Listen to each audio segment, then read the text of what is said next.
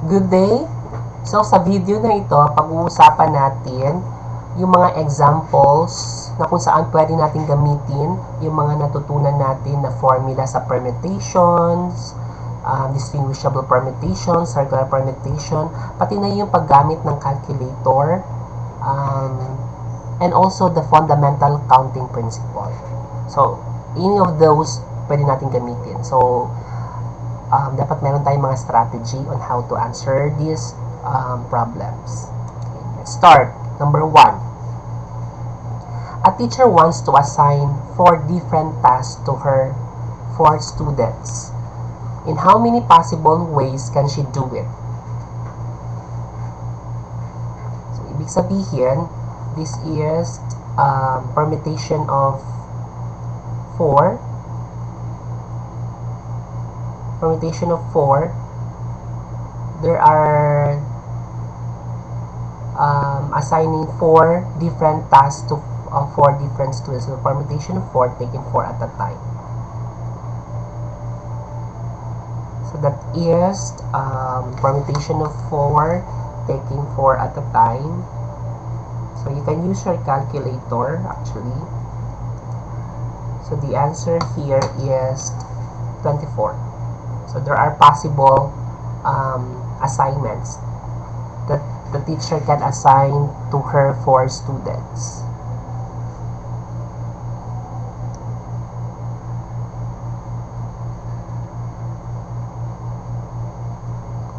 Okay, number 2. In a certain general assembly, 3 major prizes are at stake. In how many ways can the first, second, and third prizes be drawn from a box containing 120 names? So, pwedeng gamitin nyo yung fundamental counting principle. So, there are first, this is the first, no, second, and third prize. So, in the first place, there are 120 names, diba?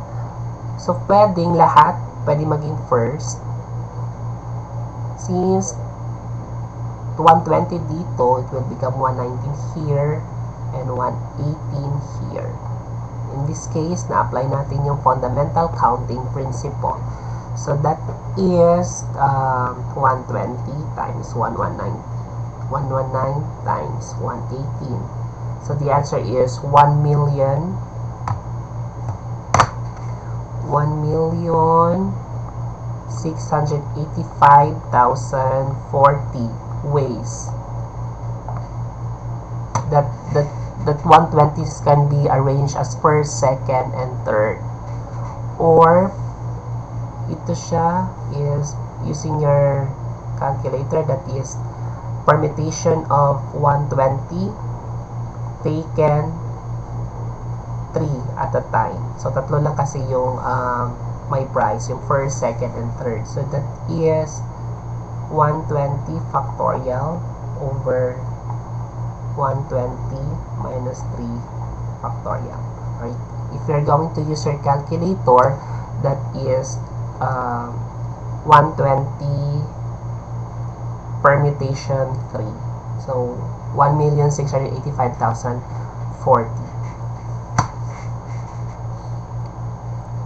Okay, number 3, in how many different ways can 5 bicycles be parked if there are 7 available parking spaces?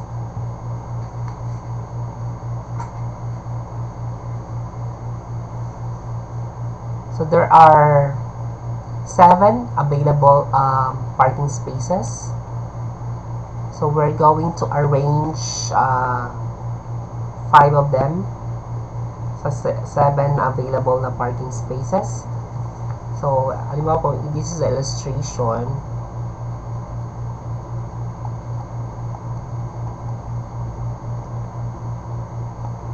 One, two, three, four, 5, 6, 7. So, 7 yung parking space. Tapos, 5 lang kayong bicycle. So, in how many ways? So, pwede dito 5, 4, 3, 2.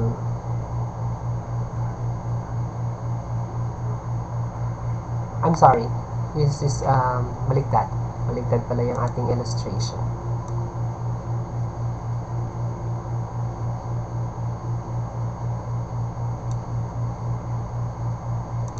So we have 7, 6, 5, 4, 3. So we have 7 times 6 times 5 times 4 times 3. 2,000. That is 2,520. Or in permutation, that is permutation of 7, taking 5 at a time. That is 7, permutation 7, taking 5 at a time. That's 2,520. Okay, let's proceed with number 4. How many distinguishable permutations are possible with all the letters of the word ellipses? So as you can see, this one, we're going to apply the permutation. Remember niyo yung formula for distinguishable permutation, that is P is equal to N factorial over P factorial, Q factorial, R factorial, and so on and so forth. So alamin natin kung ano yung mga identical. Letter E, dalawa yung E. So we have E, dalawa. L naman is dalawa. Meron pa ba? L, I, isa lang. P, isa lang. S, dalawa.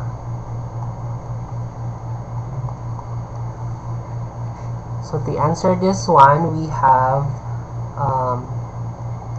P, distinguishable permutation is equal to, bilangin natin N, ilan lahat yung object, ilan lahat yung letters, 1, 2, 3, 4, 5, 6, 7, 8. So 8 factorial over E natin is dalawa, 2 factorial, L natin dalawa, 2 factorial, and S natin dalawa, 2 factorial. So that is, you can automatic use your calculator. So 8 factorial is 40,320 divided by, this is 2 times 1 is 2, 2 times 2, 2, 4 times 2 again is 8. Kasi pag i-ano natin yan, 2 times 1 times 2 times 1 times 2 times 1. Tama? So 2 times 2 times 2 is 8. So divided by 8 itong 40,000. So the answer is 5,000 divided by 8. The answer is 5,040.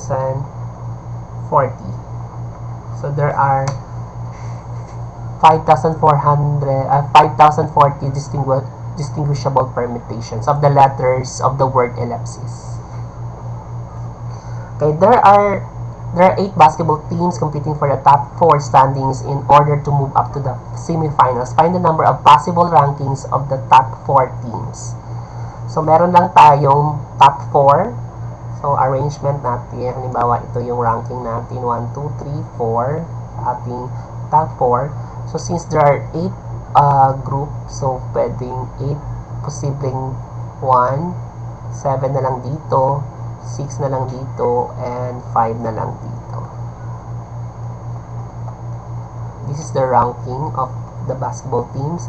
So i-multiply lang natin yun siya, 8 times 7 times 6 times 5. The answer is 1,680.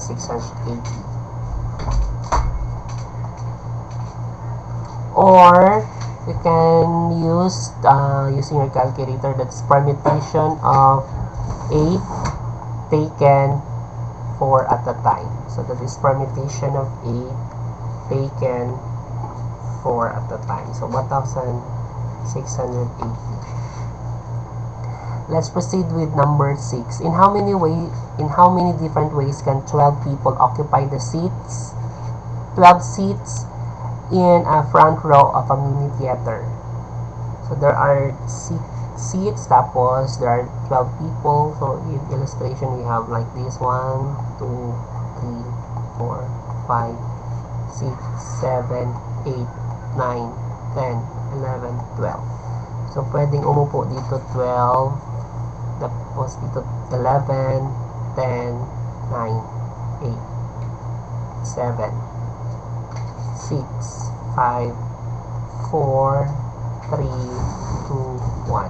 So you multiply all that one, or meaning it is equal to 12 factorial, and 12 factorial 12 factorial is equal to 479,001,600. Or we have permutation of 12 taken 12 at a time, which is also equal to 479 million. Permutation of 12 taking 12 at a time. Next one, we have number 7. Number 7, find the number of different ways that a family of 6 can be seated around a circle table with 6 chairs. So we will apply the circular permutation here because of the word circular table.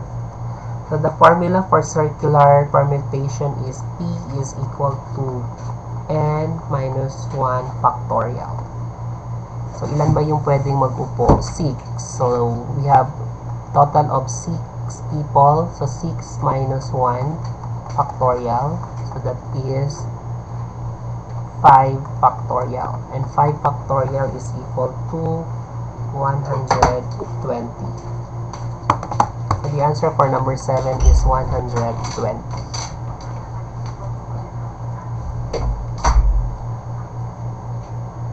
Let's proceed with number 8. How many 4-digit numbers can be formed from digits 1, 3, 5, 6, 8, and 9 if no repetitions is allowed? So remember, yung may problem tayo na the same, no, nung sa isang video natin. So there are 4-digit numbers. So ilan yung numbers? 1, 2, 3, 4, 5, 6. So there are 6. So out of the 6 numbers, 4 lang yung kailangan natin. So first place sa digit na yun is pwedeng 6, 5. Remember, there is no repetition. 4, 3. Then we will multiply. That is 6 times 5 times 4 times 3. So 360. Or, paggamitan natin siya ng formula, that is permutation of 6 taken 4 lang yung kailangan natin, diba? So 6, so that is 360. Number 9, if there are 10 people and only 6 chairs are available, in how many ways can they be seated? If there are 10 people and only 6 chairs are available, in how many ways can they be seated? So there are available 6 chairs. 6. Hindi naman sinabi na circular ito na. So ibig sabihin, we will apply the permutation in general. So we have 10 people. So 10 yung pwede dito mag-upo. Dito 9, 8, 7, 6, and 5. Then we will multiply. So that is 10 times 9 times 8 times 7 times 6 times 5. So 151,200. Or you can use the permutation, yung formula, permutation of 10 people taken 6 at a time. Kasi 6 lang yung available na chairs. And the last one is about distinguishable permutation. Find the number of distinguishable permutations of the digits of the number 348838. So, merong mga na-repeat dyan na number. So, dalawa yung 3. So, 3, dalawa. Tapos yung 8 naman natin is ilan? 3. So, by using the permutation formula, we have distinguishable permutation is equal to ilan lahat yung number 6 factorial over 2 factorial 3 factorial. Kasi dalawa yung 3, tatlo yung 8. So, this one is 6 times 5 times 3 times 2. Sorry, walang 4. Kalimutan natin yung 4. Times times 4 times 3 times 2 times 1 divided by 2 times 1 times 3 times 2 times 1. So, yung 2 times 1 itong 2 factorial, 3 to 1 is itong 3 factorial. So, we can cancel para ma-lessen na lang siya. Cancel naman natin ito para man ma-divide yan. 3 divided by 3 is 1, 2 divided by 2 is 1, 1 divided by 1. So, eliminate na lang natin ito sila. Just 1 lang man din ang sagot dyan. So, ito na lang. So, 6 times 5 times 4 divided by 2. So, 6 times 5 times 4 divided by 2. So, the answer is 60. So, there are 60 distinguishable permutations of the digits of the number 348838. So, sagutan natin yung 10 problems. Okay? So, it's up to you kung anong strategy ang gagamitin ninyo. Pwede kayong gumamit ng fundamental counting principle. You can illustrate para hindi kayo malito. Pwede yung gamitan ng formula. Pag circular, yung pag may circle, arrange sa circle. So, gamitan nyo siya ng circular permutation. Pag may mga duplicate or identical na object, gamitan nyo siya ng distinguishable permutation. Pwede rin kayong gumamit ng calculator to verify your answers or to lessen your answers. Actually, pwede nyo gamitan ng calculator. Okay, that's all for this video. I hope marami kayong natutunan sa pagsagot ng mga problems using the different formulas of permutation, the fundamental counting principle, and by simply using your calculator. With that, thank you and God bless everyone.